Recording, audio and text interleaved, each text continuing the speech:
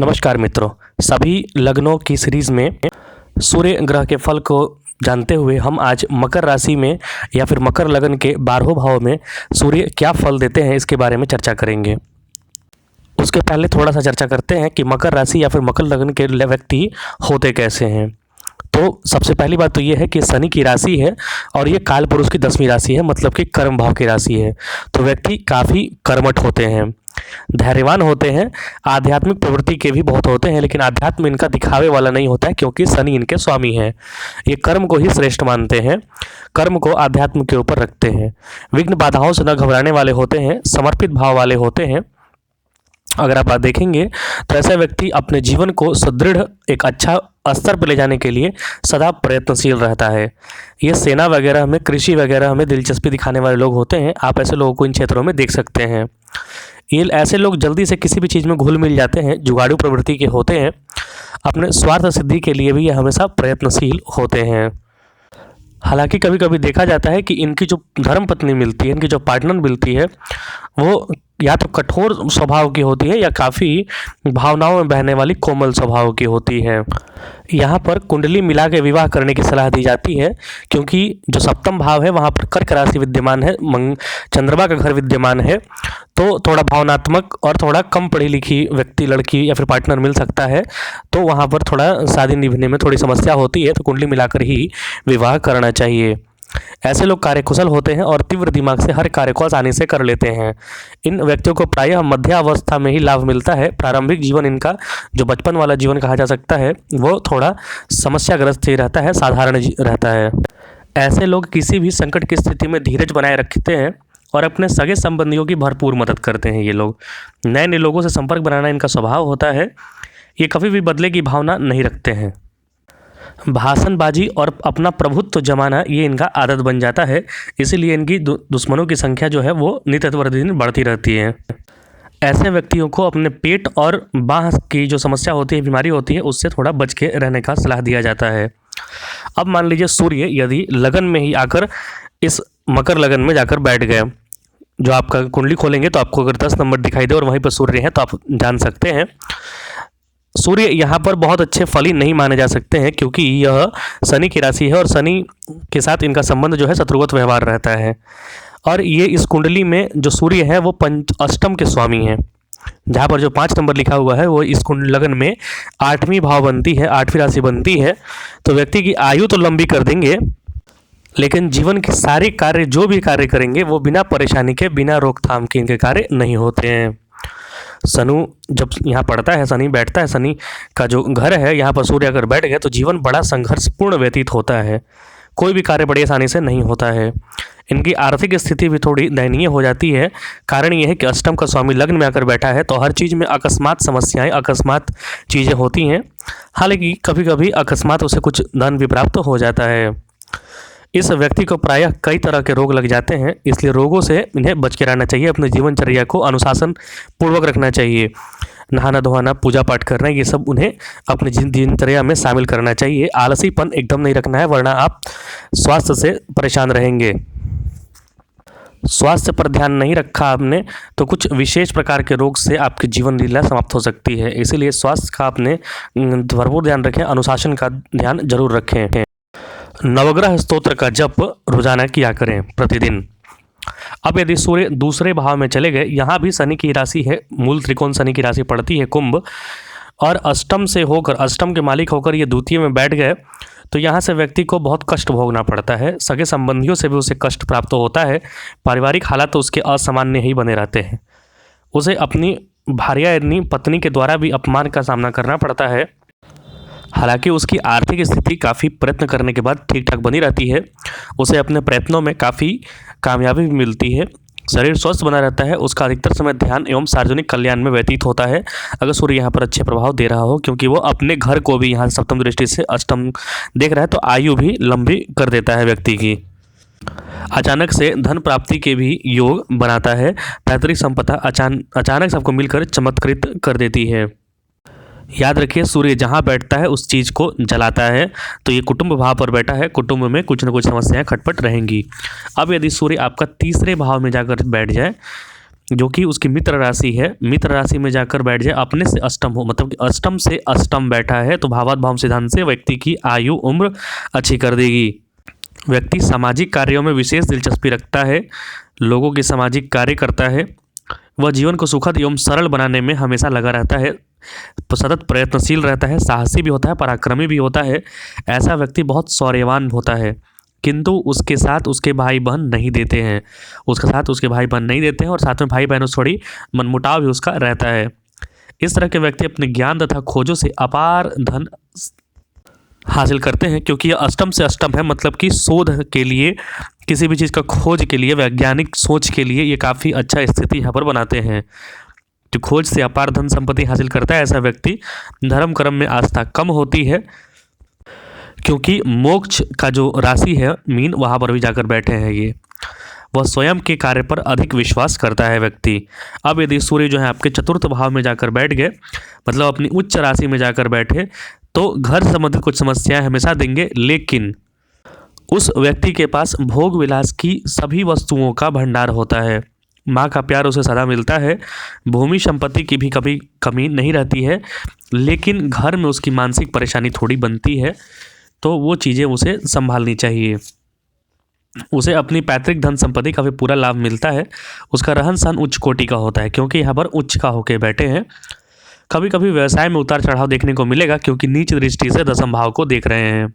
उसे पिता का प्यार, बहुत अच्छा सम्मान नहीं मिल पाता है, पिता से कुछ ना कुछ मतभेद रहता है, या फिर पिता का प्यार ही नहीं मिल पाता है, क्योंकि सप्तम दृष्टि से वो दशम भाव को देख रहे हैं, जो कि उसकी नीच दृष्टि है।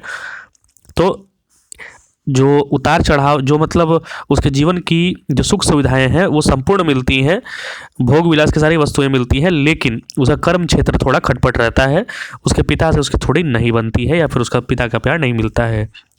अब यदि सूर्य पंचम भाव में जाकर बैठे, जो कि शुक्र की राशि है, तो सूर्य की शत्रु की राशि है, लेकिन काल पुरुष में सूर्य जो है, काल पुरुष की कुंडली में पंचम के ही स्वामी होते हैं, तो यहाँ पर बैठने से पुत्र प्राप्ति के योग बनाते हैं, लेकिन समस्याओं के साथ।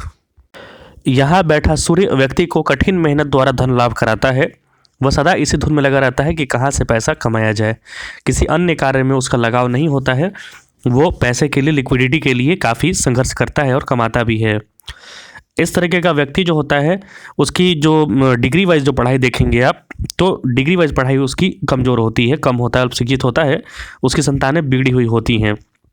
यहाँ पर संतान संबंधी समस्या रहेंगी, इसलिए संतान को अच्छे से रखें। अगर यहाँ पर राहु या फिर शुक्र किसी कोई भी कमज़ोर पड़ा, तो मानसिक स्थिति भी थोड़ी ढीली पड़ सकती है।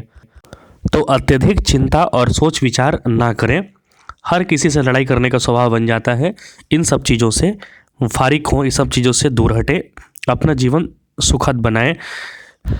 अब यदि सूर्य छठे भाव में जाकर बैठ गए, मतलब कि मिथुन राशि में जाकर बैठ गए, जो इनकी मित्र राशि लगभग मानी जाती है, बुध की घर है ये, और छठे में सूर्य पराक्रमी बना देते हैं, शत्रुहंता भी बना देते हैं, 3, 6, 11 में वैसे भी पाप ग्रह अच्छा फल देते हैं।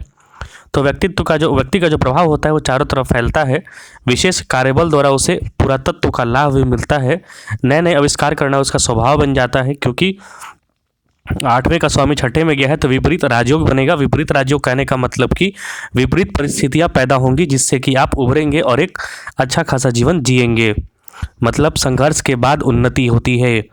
इस तरह के व्यक्ति को काफ़ी धन खर्च करना पड़ता है, उसका अपना एक अलग रौब रहता है, शत्रु हमेशा उससे डरते हैं, जीवन खुशहाल रहता है। और जो सप्तम दृष्टि से 12वें भाव को देख रहा है, तो कुछ एक्स्ट्रा खर्च करने के भी योग बनते हैं, लेकिन खर्च जो होगा वो आपको दान पुण्य पर होगा, अच्छी किसी के भला करने पर ही आपका खर्च होगा।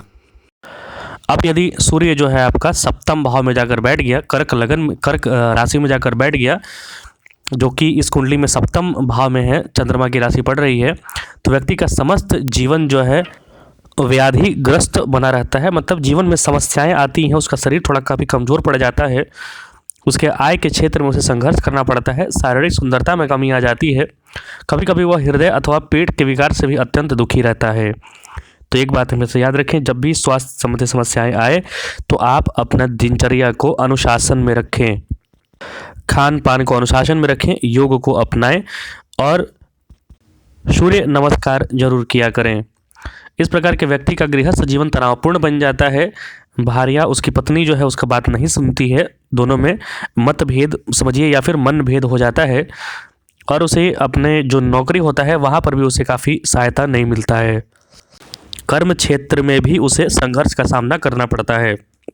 क्योंकि अष्टम का स्वामी होकर सप्तम में गया है तो इन सारी समस्याओं से परेशानी मिलती है व्यक्ति को, तो कम से कम सूर्यदेव को जल जरूर दें, सूर्यदेव की आराधना किया करें।